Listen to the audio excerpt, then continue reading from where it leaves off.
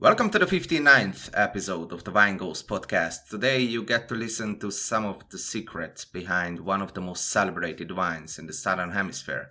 It is a short teaser to the conversation. But something that we've done from the very beginning and has been the perfect recipe for us is that we actually do blind tastings and we go up against some of the biggest wines in the world. And we do that with every new vintage that is released from the G. And from the very beginning, we've scored really, really well in these tastings. And actually in the last 3 vintages, most of the tastings that we've done, we've come actually out in first or second place. Biggest hidden gem, I guess, that we have then on all of our bottles for the G, we have a hidden message that you can only see with a UV blacklight, and this is a piece of art. It's a quote. It's a saying. It's something that relates to the vintage. It's something different every year. By working like that, we break down the normal yield by between 50 and up to 90%. So really, really low harvest, but everything at perfect optimum maturity and ripeness. And that's the idea, that only the best grapes enter the cellar, because if you have a good raw material, you can make great wine. If you have something mediocre coming into the cellar, you will never be able to beef that up. So that's Vanessa and Philipp Axt from the South African 4G vines, the first growth of the Cape, as they put it. The winery came into my radar in the fall of 2021, as I got to taste their 2 mesmerizing wines, the 2015 vintage of the G, the current vintage of the estate's top wine, and its little brother, the 2013 Echo of G. Well, they took my breath away. Not only the bewitching taste of the juice, but the alluring presentation of the wines as well.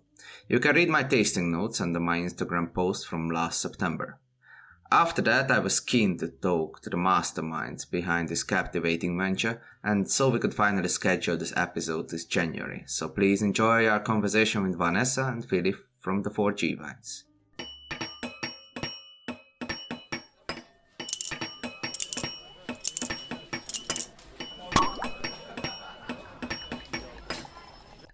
So, Vanessa and Philipp, thanks for taking the time again, and welcome to the Wine Ghost podcast. And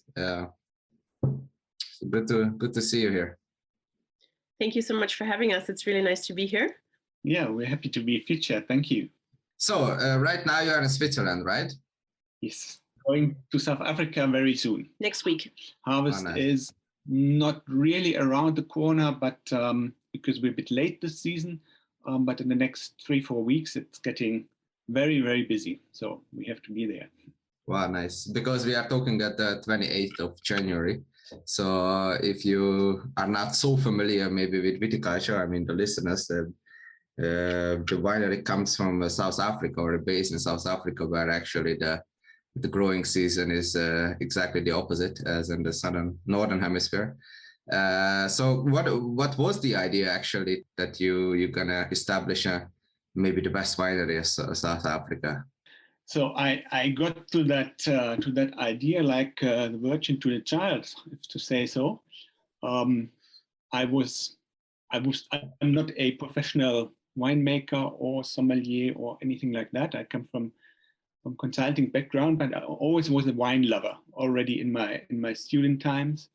I studied in France for a bit, fell in love not only with French girls, but also with Bordeaux wines. And then continued to have this as an extended hobby or passion on the side. And then got a bit into the scene, had the possibility to go on wine travels, quite high level actually, going to En Primeur in Bordeaux, which is fascinating experience. And then at some point, someone brought me together with Giorgio Dall'Accia in 2009 in South Africa. And the idea was, look, South Africa is not that much new world with, at that time, 350 years experience of making wine.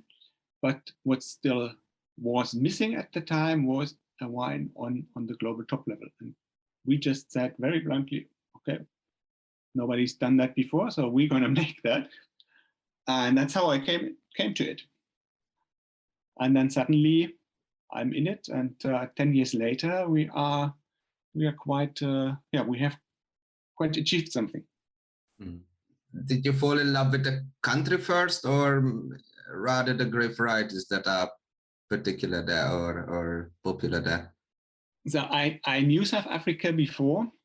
I traveled the first time in 2001 to the Cape just for personal reasons, meeting friends, and obviously had traveling through the vinelands there, and I figured already at that time that the potential is much bigger than what was exploited at that time.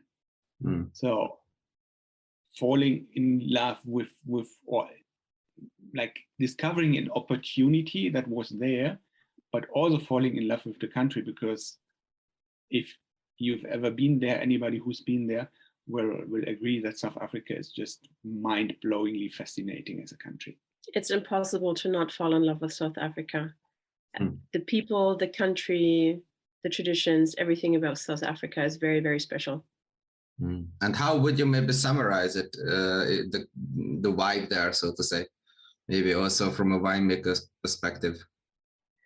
It's a very colorful vibe, and I think that's something that's very interesting, because the Western Cape is very international, but at the same time very typically South African.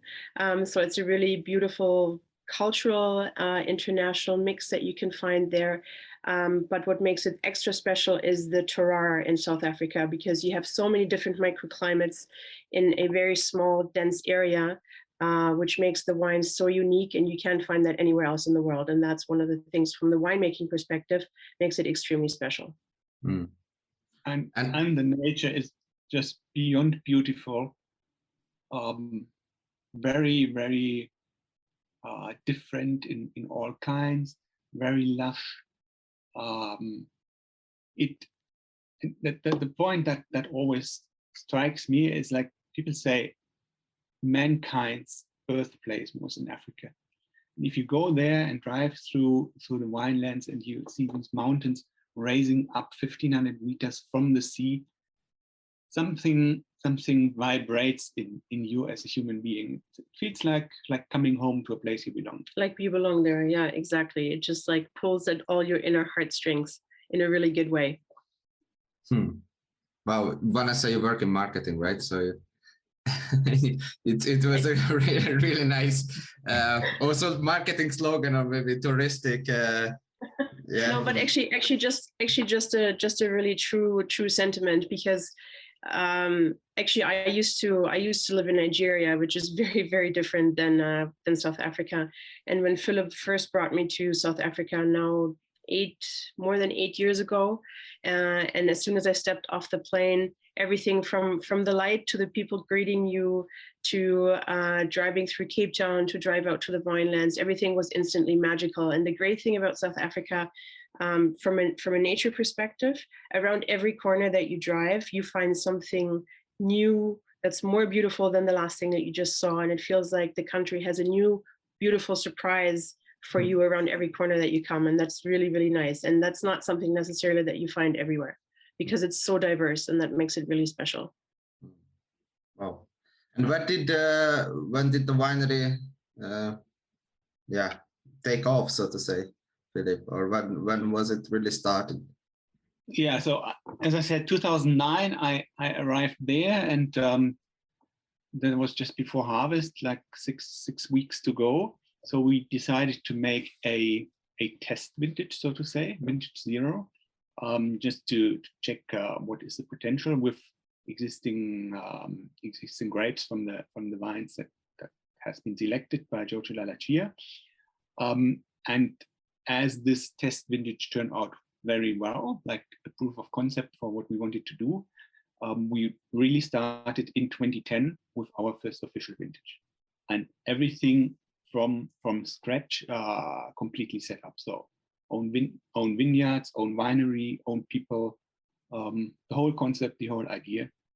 That was quite some work and some adventure to start with. The first vintage, we were still working in a half construction site in our winery with Yeah, only the cellar ready, and then a big tent over it. It was like a big adventure to start into, and then it took off.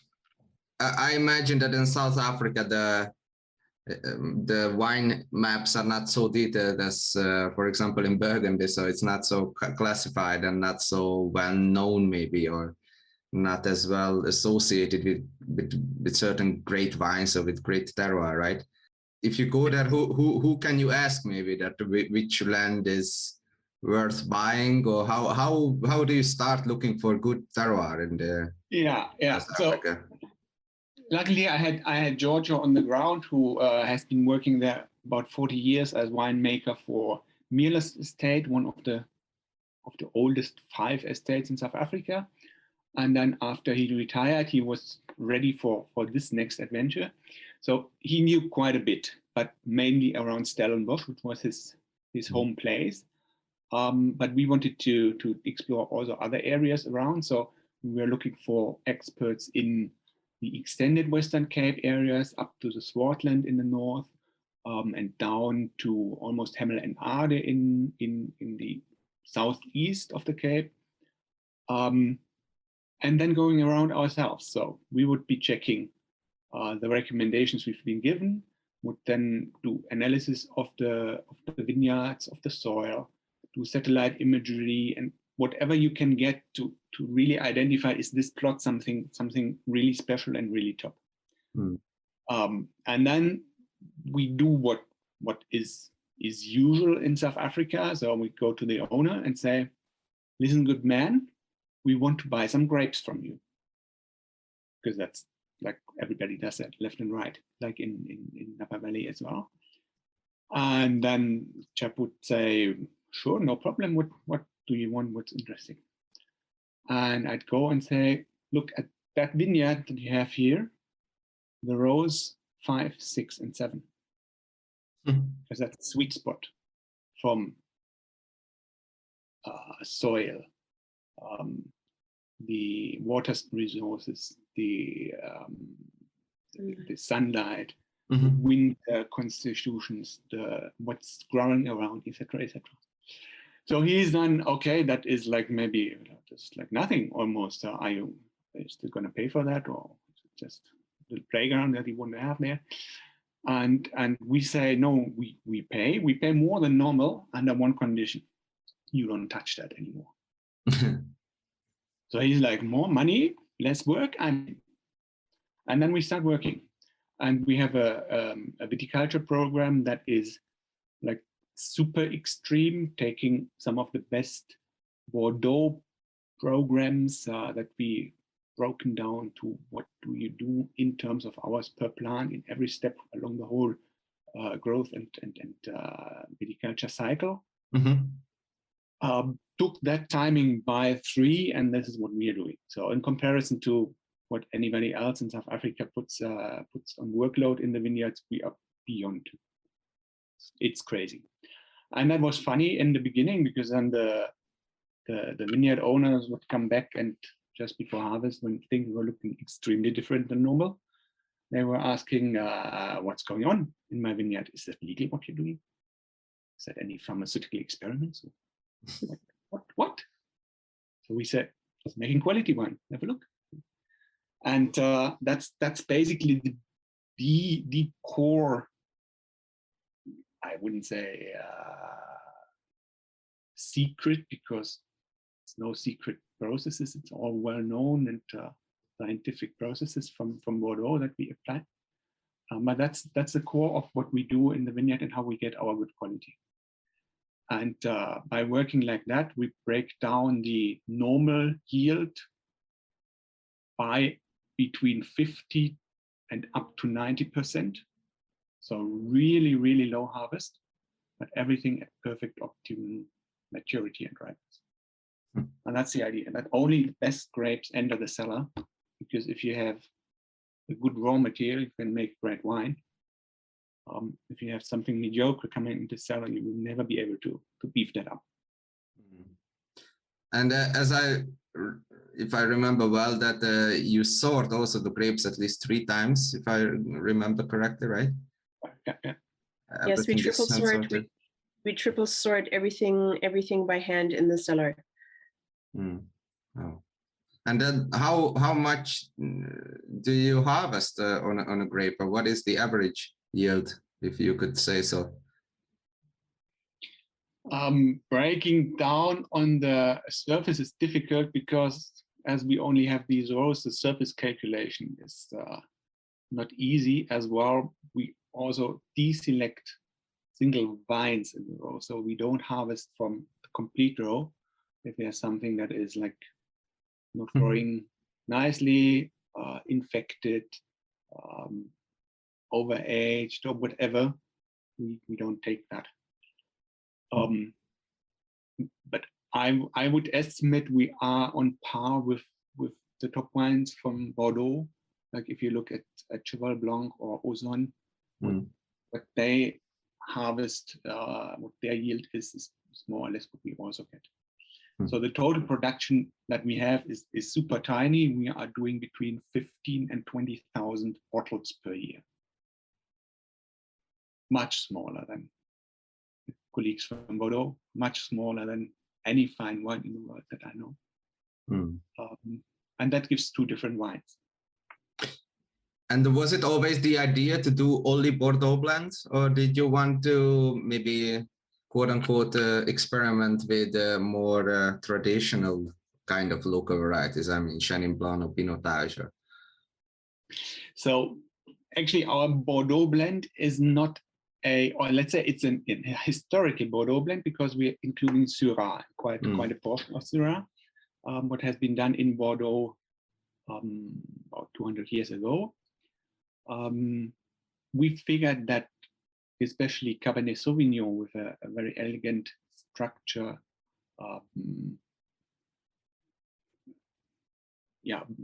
backbone features, if you can say it like that, plus the Syrah in a warm climate that gives intense fruit, sun-kissed power. This is like a little bit of the yin and yang of our varietals and works very well together for the Cape. And then we're adding some so-called minor varietals from Bordeaux, but that also have a nice impact, especially Petit Verdot in the last years is getting more and more.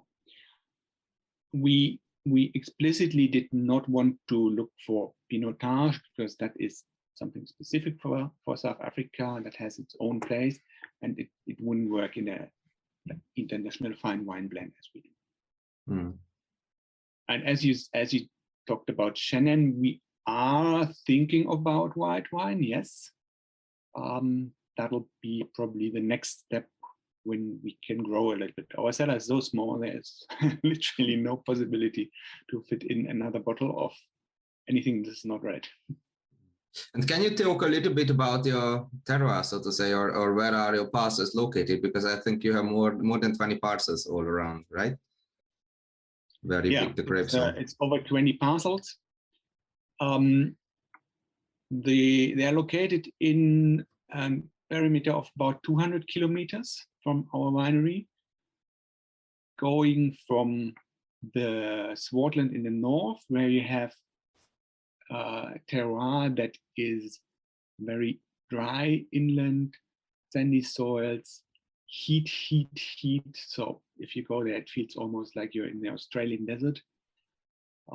Then we continue going south towards Stellenbosch, which is one of the interesting parts of the Cape wine terroirs. So we have quite a good proportion of plots in and around Stellenbosch. And then we continue along the coast towards Elgin and then Hermanus, Hemel and Erde Valley, where the terroir is more like, you feel almost like in Saint-Emilion. So you're on an elevation of 300-400 meters.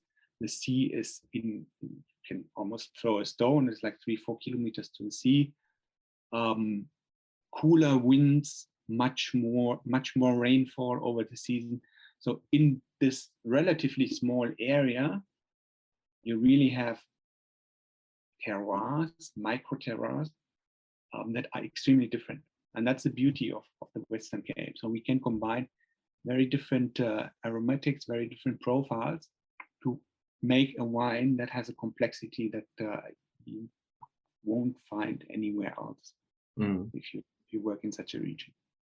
And all these varieties are planted at different terroirs, or let's say you pick the Syrah from Swartland and the Cabernet Sauvignon from Stellenbosch, or just No, it's a bit everything everywhere. Because funnily, even varietals that are not too common in those areas give us great results. So we had some Cabernet from Hemel and Ade, where you normally only find Pinot Noir, but that Cabernet was like very, very nice.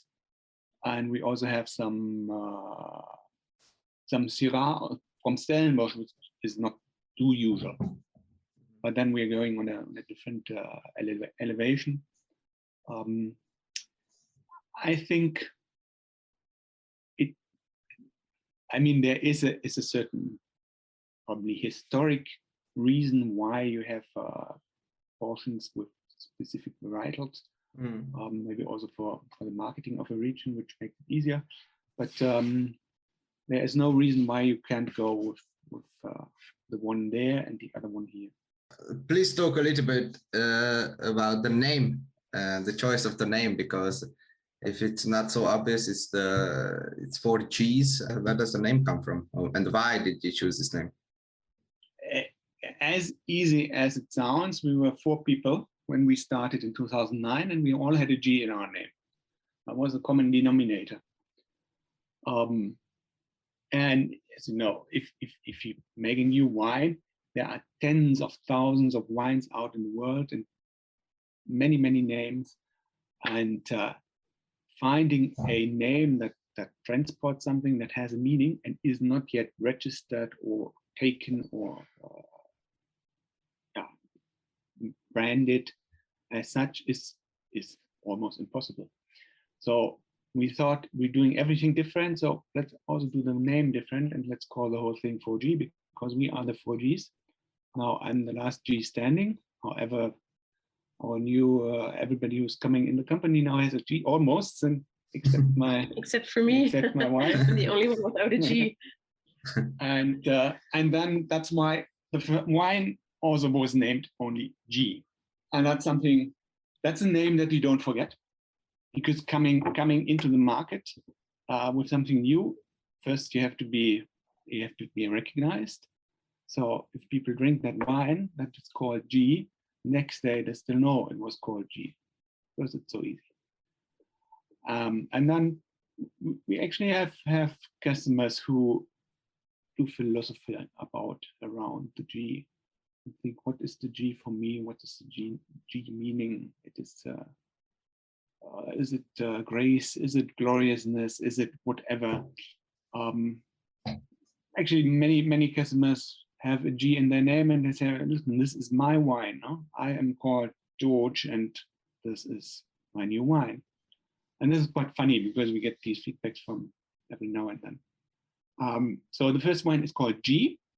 The second wine is the echo of G, and that's a pretty logical thing, because both wines in our production run through the same process.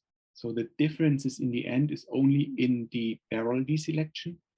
That means that the quality of both wines is very, very close, and also the style is comparable. So the echo is really a smaller brother, a reflection of what the first wine is, and that's how this name comes to life.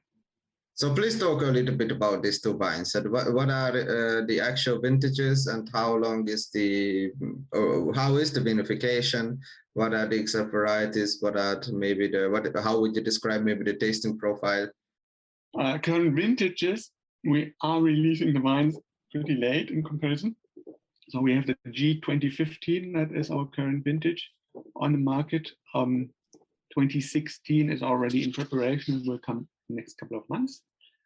The current Echo vintage is 2014. So also this has quite a bit of bottle aging on its shoulders.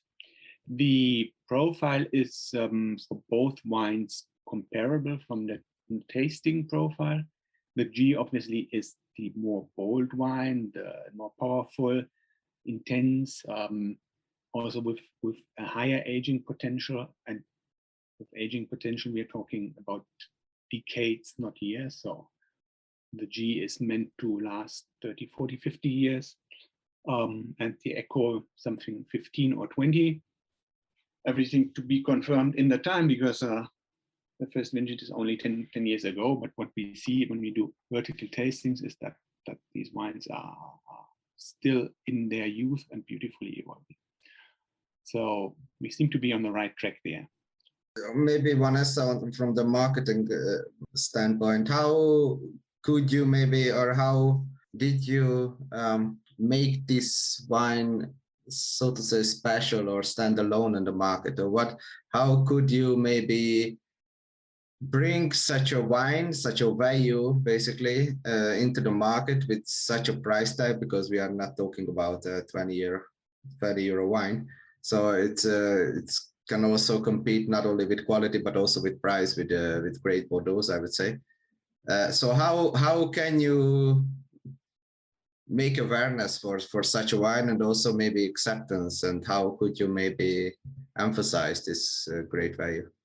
So marketing for a wine like this is not exactly the easiest thing to do, because we can't just buy Facebook ads or have a one-pager in a magazine that has a bottle of us in it, and underneath we write, please buy, for an extra special price.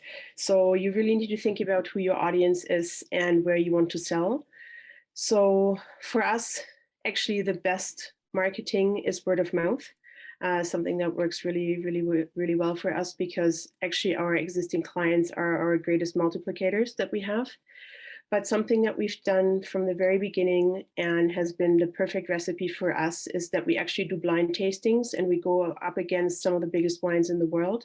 And we do that with every new vintage that is released from the G. So what we do, if we release a new vintage in a new market, we collaborate in that market with a special restaurant that we pick out, and we invite media, and we invite sommeliers and people from the industry. And what we do is, together with other professionals, we pick out, let's say, like a Petrus de la Tour, a Harlan, a Pingus, Scarecrow, like top wines from around the world. And we put our wines against them in a blind tasting, and we let a professional sommelier run the tasting. And from the very beginning, we've scored really well in these tastings. And actually in the last 3 vintages, most of the tastings that we've done, we've come actually out in first or second place. So for a wine that is still up and coming and not known everywhere in the world, this has been the best marketing for us, because then articles are written about it, and people who are our clientele from real wine lovers and collectors, they are really interested. And something that we don't really believe in are points. I think the point system had its value in the industry for a long time, but I think it's getting less and less important, except for markets like North America. They're still very focused on points. But since we are not interested in that, we sort of have to circumference that and come up with other ideas in order to get people to pay attention and know that something really great is coming from South Africa. Can you talk a little bit about some really standout or hidden details on I'm talking about the label, or maybe about the cork. So some really hidden gems, so to say, what the wine world hasn't seen yet, but you already implemented it on your design, maybe, or in your marketing. So I think one of the words that Philipp and us as a company use perpetually in relation to the wine is the word Gesamtkunstwerk, which means a total work of art. And from the very beginning, we've had an artist that we're working with. He's from Berlin. His name is Sebastian Blinde. He's absolutely fantastic. He does all of our labels for all of our products. And as you know, when you order a bottle of wine, a lot of people, or just buy a bottle of wine, a lot of people just look at the labels without necessarily knowing what's in the bottle. So the label is actually like a very important aspect of the wine. And for us, it was really important also because we're in such a price category where you want the whole packaging to match what's actually inside the bottle. And our labels really represent the beauty and exceptional quality of the wine. They also represent how special South Africa is. And it's just a total work of art that comes together on this label. So I'll just give you an example. Probably the best one for South Africa is our G 2014. It's called 67 Imizuzu, which is Koza, and it's an homage to Nelson Mandela, who passed away in the growing season of the 2014 vintage. And it means 67 minutes because every year on Nelson Mandela Day, every South African has to do something good for the community for 67 minutes, which represents the 67 years of his life that he gave to his country. And when you look at the label, there are things that are specific to Nelson Mandela, like there are peace stuffs on the label. There are also butterflies that are indigenous to the valley where he was born. And sort of the biggest hidden gem, I guess, that we have then on all of our bottles for the G, we have a hidden message that you can only see with a UV black light. And this is a piece of art. It's a quote. It's a saying. It's something that relates to the vintage. It's something different every year. And in order to also appeal to the collectors in the wine world, our labels evolve from vintage to vintage. So you can actually see some great storytelling from our very first label to where we are now. The Eco 14 always stays the same. And the G labels evolve every single year with a little bit, and they take a piece of history from the old label into the new one. Winds and cloud formation change over the year to make it very special. Yeah, I've also seen that personally, and I was quite positively shocked because I've never seen such a label. It's really like a piece of art. It's also like a painting, and also That's like that. Also the quality of the material. It's not like it is like a piece of art. So it's like you can see that it's everything is really thought out and. We get that printed in Switzerland because you won't get that around somewhere else, and it's gallery grade quality what you get there. Where in the end 14 or 15 different layers of printing that go one over the other, and that's really an amazing process. I go there to the print shop when they do it and obviously check that the colors are correct and everything is as it should be, and that's amazing to see how something as banal as a wine label also consists of so many steps to become a little piece of art. Yeah, and only if you just hold the bottle in your hand, you hold something that is really meticulously perfected, so to say. Like also the cork, I think it's also hand selected, right? Yeah. And you also have a seal on the cork or on the cap, or. Yeah, we have a security seal. You know, the fine wines, when they become more present in the whole world, they tend to be multiplying themselves, especially in the eastern parts of the world.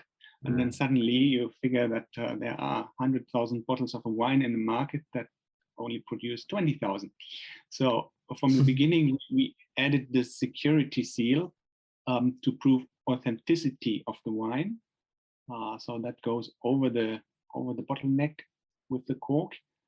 If you take the cork out, it's broken. If you tamper with it, it's broken. It has like these what you know from the vignettes in motorways, etc. So these holograms. Yeah, I was talking about the breaking points in the label, in the seal, and then also all kinds of visible and also invisible printing techniques to guarantee the originality. But this thing is like banknotes. And regarding maybe the vinification, because they haven't talked too much about that, how is the general vinification? Like after you sorted the grapes, you have your own vineyard or your own winery, as you said, it's probably already finished, right? Yes. So we work.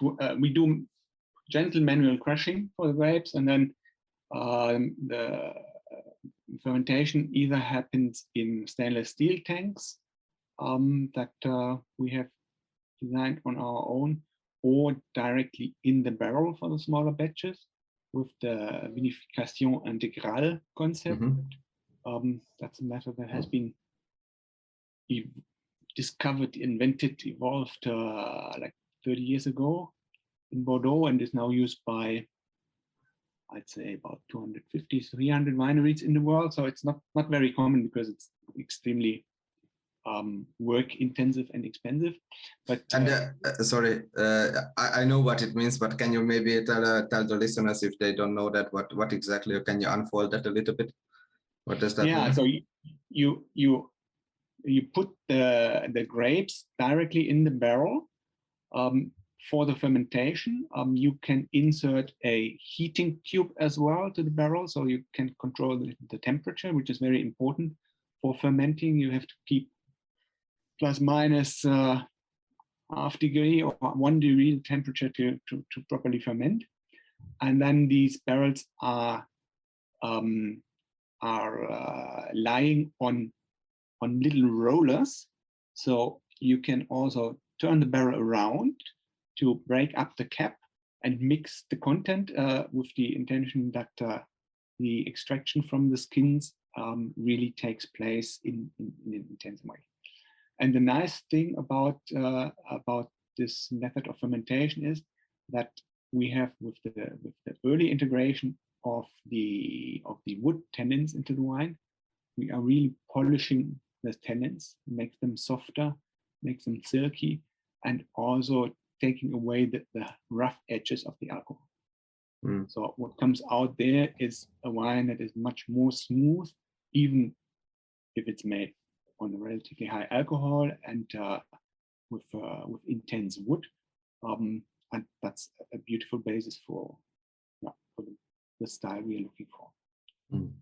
So that's what happened in fermentation. Our maturation is also in barrels, everything French oak, partially new ones, partially 1-2 years old. We use different coopers, so to also extend the complexity of the wood that we use, different toastings, and this on an average of, I'd say, about 18 months for the wine. And then quite a long bottle aging, then it's also maybe important for your philosophy.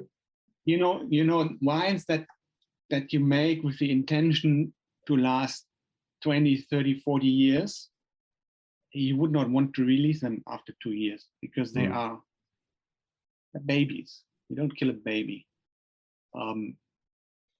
However, they are ready to drink because South Africa, geographically, you know, we are on the same level as Sicily. So there is abundant sun. That means the grapes in the vineyard, they all get ripe. We don't have the problem like they had in Bordeaux or have in Bordeaux, now less with the climate change, that in some vintages the ripeness is not complete, and then the wine goes into that sleeping stage where it for the first 5-6 years not really approachable, etc. No, wines are beautiful from the beginning, and but we try to keep it a little bit in the cellar before we release it, and bring it to the market when we are really convinced that it's beautifully starting to shine. Well, I think it's a beautiful thought, because I almost always have the feeling that we kill babies, so to say, as you said, or as you put it mildly. So we drink wines or great wines almost always too young, and they just don't get the time to show their best or show a little bit of balance, actually. And especially if you talk about bold red wines with tannins and new oak and heavy structural elements, so to say, It really deserves the time to bloom. Obviously, you need the balance, because it doesn't help to age the wine if you have lots of oak into it. Yeah. If the fruit is so weak that after 2 years the fruit has gone away. Yeah. So this whole complete balance needs to be there. And then, as you say, I agree. Many wines are drunk much too early. Yeah. And so, do you already have the story for the 16 vintage? Yes, we have, but we cannot tell you. Yeah. Okay. Yes, it's a very beautiful story, but we can't tell you, otherwise we'd have to kill you. Wow. Okay. I'm just kidding. That's what the secret agents always say, right? Yeah, true. And what is maybe the future holding for you? What are maybe the big plans for the future outside of maybe Chenin Blancs? We've talked about white wine. This is obviously one big thing for us, as it was like Denis and Denis Dubadieu and Valerie, who's continuing to work with us. They were like the god and goddess of white wine in Bordeaux. So it is obvious to do something like that, but we need more space, and that is our second future goal for the midterm, to build an own winery that is giving all the opportunities to grow a little bit. Also maybe has a little bit of nice, beautiful corners, because what we've built is extremely functional. Anything is nicer than our place. Our winery is not very glamorous. It's not a show winery. It's just a functional shoebox with a working cellar. So it's not glamorous or anything like that. So that's something in the future that, a nice place where you can come and visit. Yeah, I would sign up for that, because as you just painted a beautiful picture about this place, and I was not fortunate enough yet to travel there, because but I think South Africa needs more wines like yours, I think, because it's already a part of the international sommelier curriculum, so to say, but it's not much wine that we get to taste, and especially not the quality that are matched with your wine. So I would say that the place deserves the attention, and also your wines, and I think everyone worth listening is worth the money, maybe at least once in a lifetime to taste these beautiful wines. And I hope to see more South African wines also on the European market. I think that's something that we also need to collectively work on in South Africa, because there are many wonderful wines in South Africa already. And unfortunately, the international image of South African wines is still not that great yet. Yeah. And, we collectively need to be really great ambassadors for the beautiful products that we can produce in South Africa. And it's a lot of work, especially in places like North America, that unfortunately still associate South African wines generally with bulk wine, and are always amazed and surprised that South Africa also has really fantastically amazing wines. And that's something that we all keep working on hard, to make sure that everybody realizes what kind of wonderful things can come out of South Africa and are coming out of South Africa. Yeah, because also I have a lot of colleagues who don't even want to try South African wines anymore, because they say, I don't want to drink Brettanomyces. So it's also, I think it's not the best image what the wines have there. So I would say that it was not an easy road to get here where you are now. No. It was quite bumpy. I was going to say there were quite a few road bumps on the way. We won't go into any details, but yeah, there were quite a few. Yeah, I'm sure. And do you mostly sell your wines to restaurants, right? Yeah, it's half restaurants and private collectors. Okay, private collectors. Okay. And it both, I think both is important, and works together quite well, because privates also need to get reinforcement from finding the wines on a restaurant list, alongside other great wines of the world. And only selling to restaurants is financially probably not viable, because especially the good restaurants have that extensive, huge wine list that we wouldn't be able to put the quantities through that are needed to survive. So it's a good mix. And where can people go to if they want to find or drink your wines? Maybe where can they find you? Do you have maybe a list of restaurants where your wines are present, or? We have. Which country are you talking about? I don't know where the listeners come from. They come from US, Australia, I don't know, Spain, UK, everywhere. So in Central Europe, we already have quite a bit of a coverage in restaurants. For example, some names in Germany: the Adlon in Berlin, Aqua in Wolfsburg, 3-star restaurant. Then in Austria, there is Livingstone in Vienna. There is obviously Döller restaurant near Salzburg, because we partner with them. Then the Hangar 7 in Salzburg, or at Poor Place.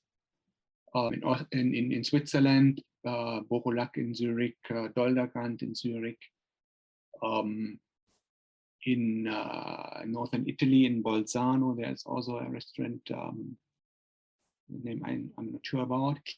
So that place. So looking at basically Michelin-star restaurants. In the Americas, we just started basically before COVID hit. So our coverage is quite limited still. You probably know 1 or 2 places that you can recommend. Yeah, so we just started, well, we're just starting with the US, which is a whole different kind of experience, because it's a very complicated market, and every single market within the US is very different. We're currently just at a couple of places in the States. In California, we're at Wally's in Beverly Hills and Santa Monica. And we're just started with Canada as well. So we're in Alberta, in Calgary, in quite a few restaurants. Alloy, for example, Teatro, which is one of the greatest restaurants in all of Canada. We're also starting in Toronto. A new restaurant that's come there is Harbor 60, which is one of the best steakhouses in Toronto. We're slowly creeping into the North American market, but it's not an easy beast to manage, and we're just starting out there. Super. And for private customers, luckily we have a setup that we can sell in most countries direct to privates. So those people interested, normally they contact us by email or go through the website and send the contact form, and then we can ship to all of Europe, including Switzerland, obviously South Africa, and to some American states, depending on the regulations, which is a bit complicated. Nice. But yeah, people can just contact us at info@4g-wines.com, and we send out price lists, and we deliver pretty much everywhere. Okay, I will put all the contacts also in the description. Well, Vanessa and Philipp, thank you very much for your time. It was a great having you here. I think it's a very special winery and bewitching wines, I would say. And I hope to taste the next vintages as well, and hope to visit your, I'm sure, shiny winery in the future.